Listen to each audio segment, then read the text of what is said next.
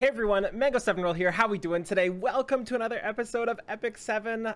It seems I know how to get patch notes from Smilegate. The secret is Mango goes to sleep earlier than he usually does or takes a nap or something.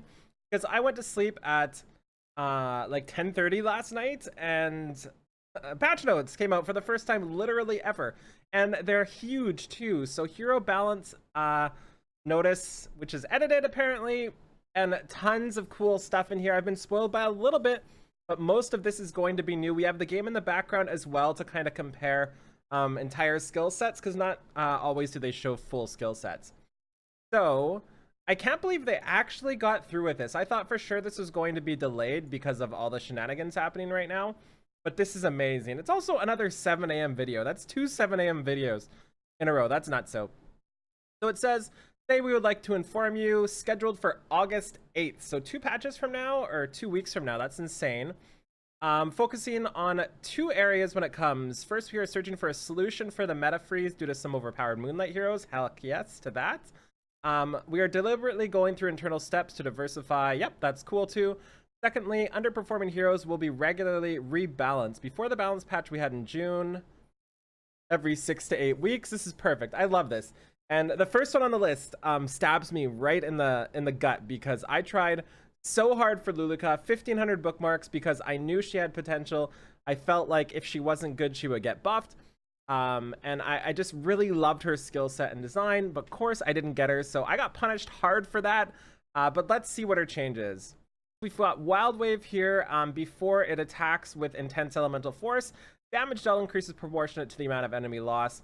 So we can see it now added 50% defense decrease onto that. And I'm assuming that's her skill 1. Forgive me, I'm not very good with entire skill sets. Like, I know what everything does in this game. I just don't know entirely what everything does. So Wild Wave, yeah, that's her skill 1. That's amazing. So adding a 50% defense down on her skill 1 is great, especially for dual attacks and stuff like that. So Wave of Vengeance here is a little bit weird. Attacks all enemies with the power of Ruin with a 75% chance to decrease defense for 2 turns. Damage dealt increases each time after using this skill. It's now going to an 85% chance, and I think that's with Molagora. So I think it's base 50%.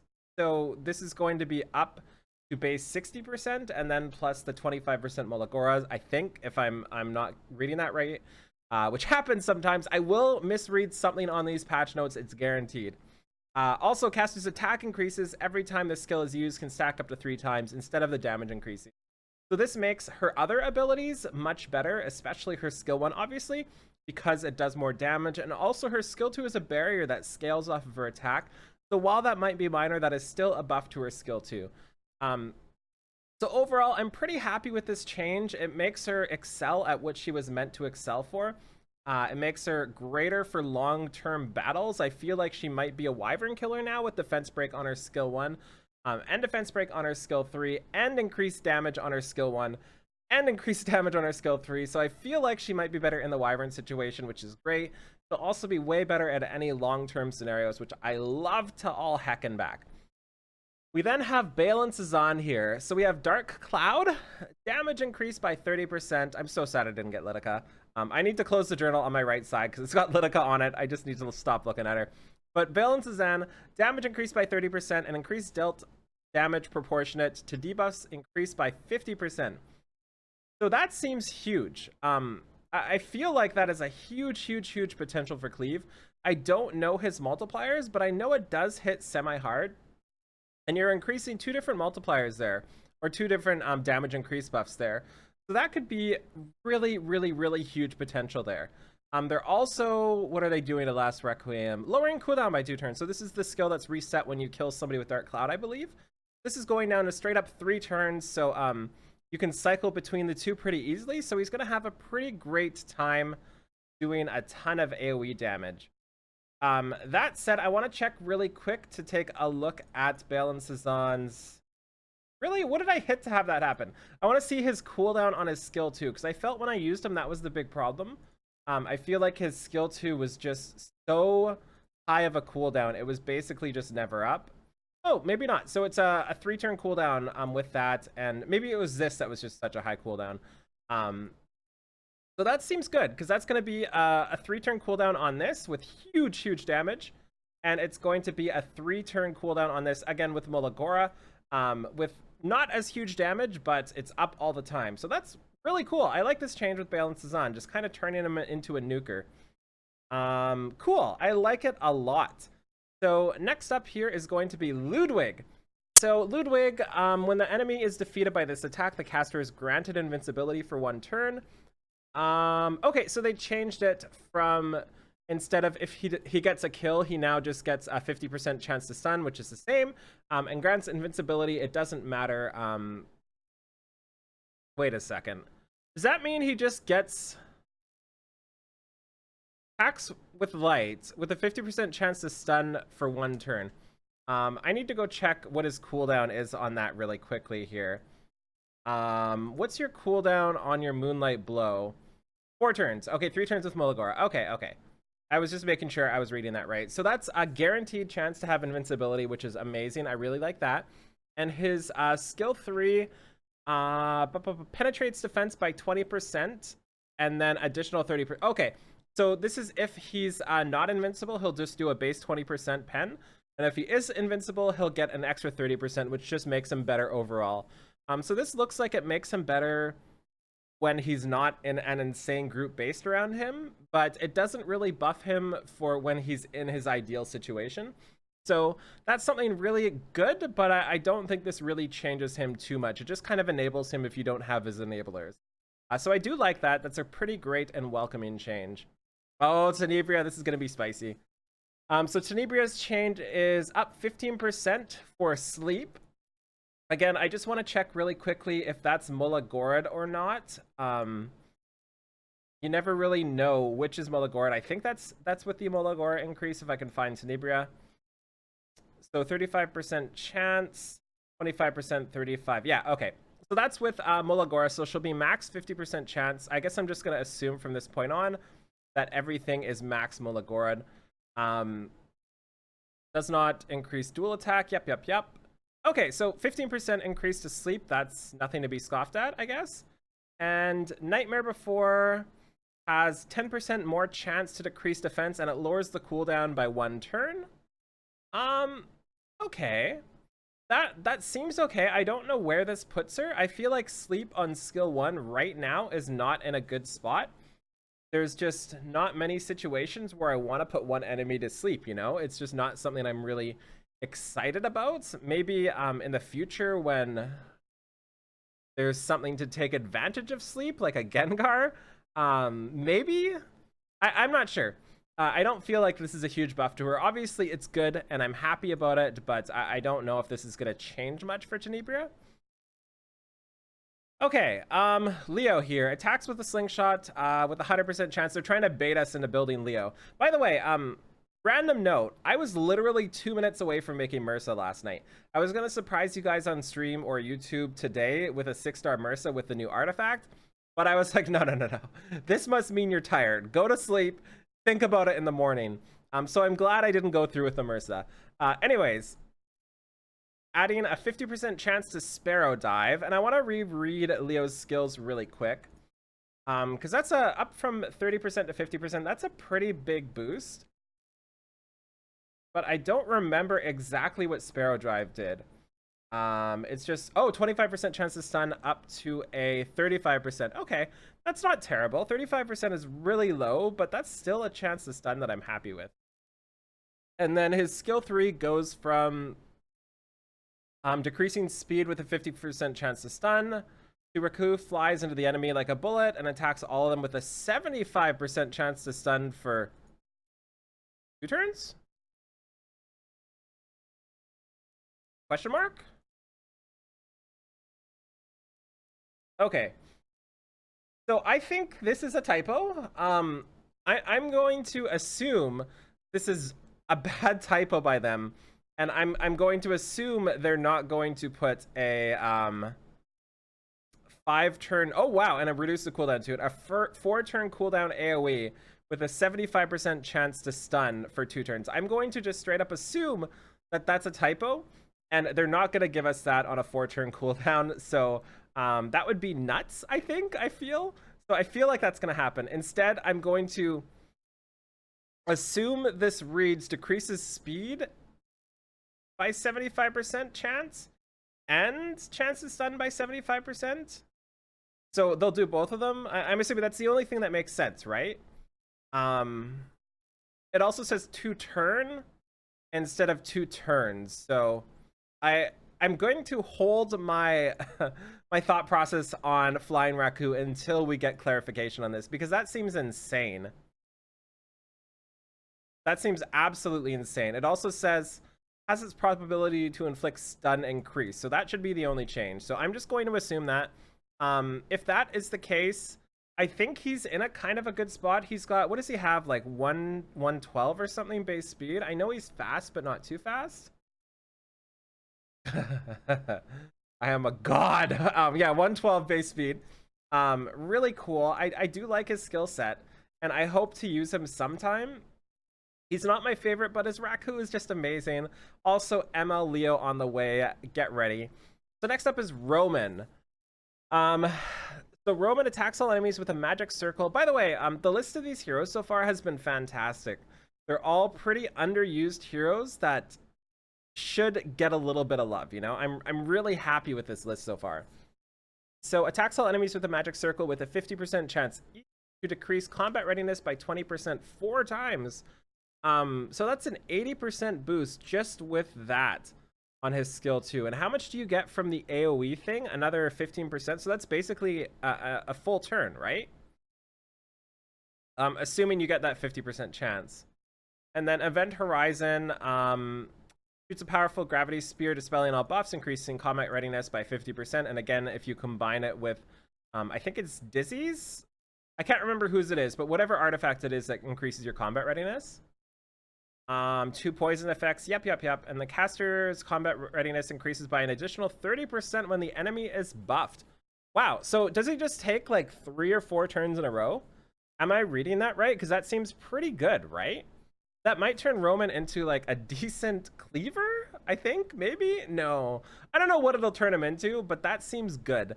Or at least usable sometime. That's a lot of CR. On a second and third, he'll have like 80 to 100% CR on both of them. So I like that. That's really cool. Rikoris. Okay.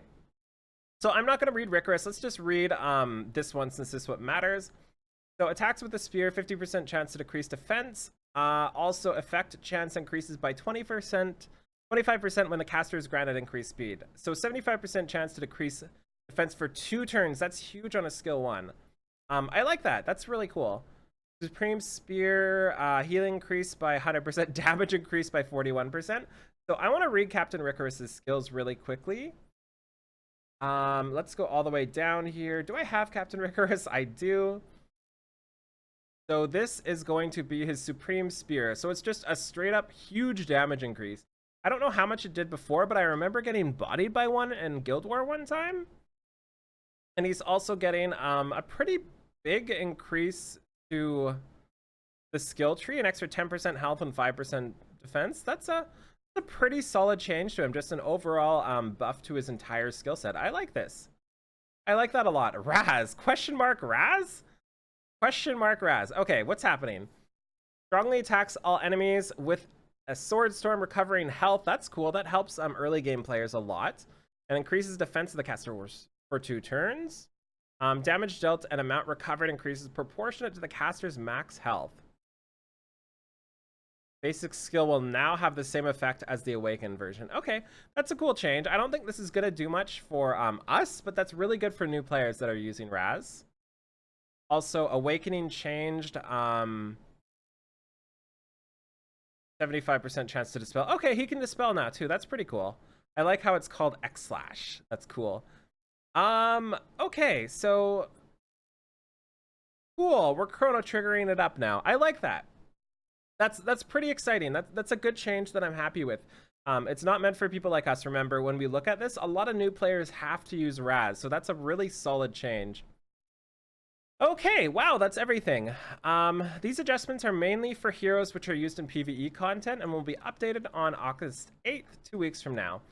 And you have to read that remembering that a lot of us here watching and a lot of us on YouTube are using very specific things for PvE. there are definitely people out there using stuff like Tenebria and using stuff like Leo and Roman for PvE. You know, there's those players. We're not everybody, right? People do like to use that stuff in a casual setting and they don't know what's good. So this makes it way better for players like that. You have to really, really, really think about when changes like this happen, who they're really affecting. So I do think that's a valid statement. And also, we are cautious for adjusting PvP heroes, and the details will be shared on July 31st. Wow. They're going ham over there. Like, I've got to give them, like, we need some claps going on right now for the amount of work they're putting in, the amount of communication they're doing, the amount of positive changes.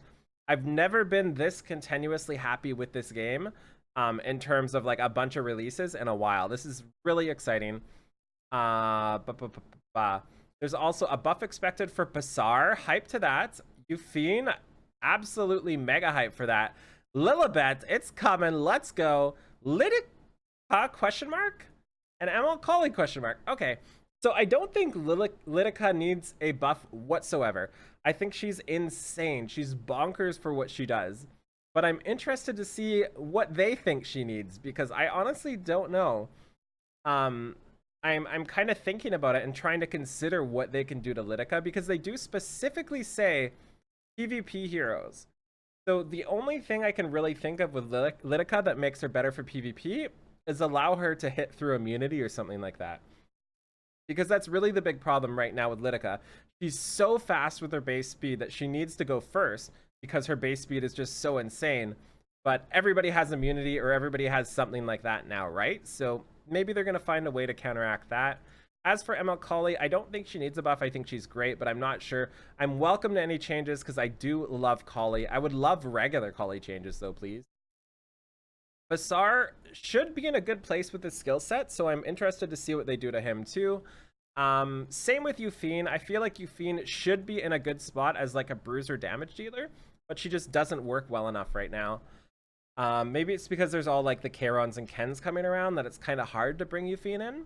And nerf expected for ML Era, ML Balance Zan, ML Vildred, and ML Armin. So that's basically exactly the set of units I was expecting, minus Araminta. I don't know if Araminta needs the nerf or not, but I guess it is what it is, because she is so powerful. Like, if you do get a spell off with Araminta, you win. But at the same time, if they counter that, you often just lose. So is that a good trade-off? I'm not sure. Either way, I'm really interested to see how they handle her. Balance Zazan's got to get hit. He's so, like, you can't attack Balance Zazan. There's not many teams that can actually attack him. So I'm really happy about this. Vildred is so infuriating. I actually did a guild war yesterday, and I missed my, like, 97% chance to crit. I know, spoiler alert, that never happens, right? Against ML Vildred, and he lived with, like, 1 health. So I had to kill him with my BBK skill 2 instead. And he obviously revived and killed my whole team with no defense break, just by himself with like a 15k AoE. Everybody was at full health. So that's kind of frustrating. There's no real way to counter that. Like, think of, you have to think of newer players too. Imagine fighting ML Vildred as a newer player.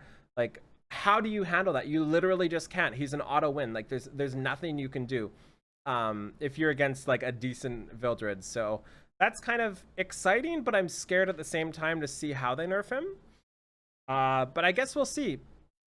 So this is also pretty important here. Heroes that are expected to be nerfed will be adjusted to an optimum level to prevent those heroes from being ineffective. I like that.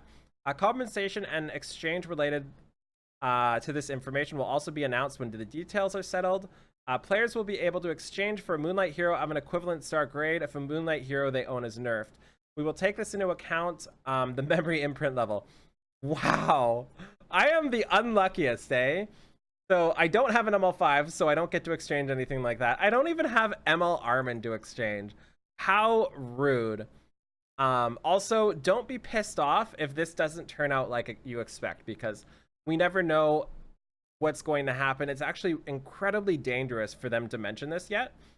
So I'm really impressed by them saying this, because they'll get crapped on if something changed. They do cover their butt here, saying there might be changes. Whew. Wow. What a patch. That's insane. What a wonderful, wonderful week it's been with Epic 7 and Smilegate. I really have to handle it to them. They're just completely throwing things upside down, and I'm so happy with these changes. It's kind of giving me life again to want to play this game. If it wasn't obvious, I was obviously getting a little bit upset with the game lately and a little bit salty, but this gives me hope. This gives me hope. So anyways, that's about it. Thank you so much for watching. Feel free to like, comment, subscribe. As always, the comments are there in the description below to yell at me for getting something wrong, which I'm sure you will. So I'll talk to y'all later. Have a wonderful day. Bye, everybody.